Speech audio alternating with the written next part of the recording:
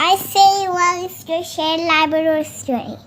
Okay. মৌলভীবাজারের কুলাউড়ায় জ্বরে আক্রান্ত হয়ে ফাদিলা ইনায়া রাফা নামের এক শিশু মারা গেছে। ৭ মে ২০২৬ তারিখে এই মর্মান্তিক ঘটনাটি ঘটে।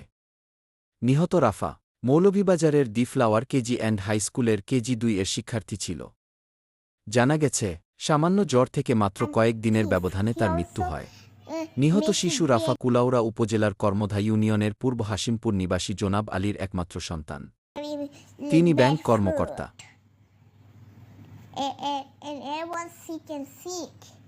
পারিবারিক সূত্রে জানা গেছে, গত সোমবার শিশু রাফার শরীরে সামান্য জ্বর দেখা দেয়।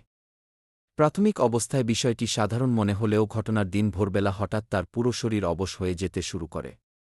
অবস্থা বেগতিক দেখে দ্রুত তাকে সিলেটের মাউন্ট এডোরা হাসপাতালে নিয়ে যাওয়া হয়। সেখানে চিকিৎসকরা তাকে দ্রুত নিবিড় পর্যবেক্ষণ কেন্দ্রে আইসিইউ ভর্তির পরামর্শ দেন। টানা ৩ দিন আইসিইউতে চিকিৎসাধীন অবস্থায় গতকাল ভোর ৪টার দিকে তার মৃত্যু হয়।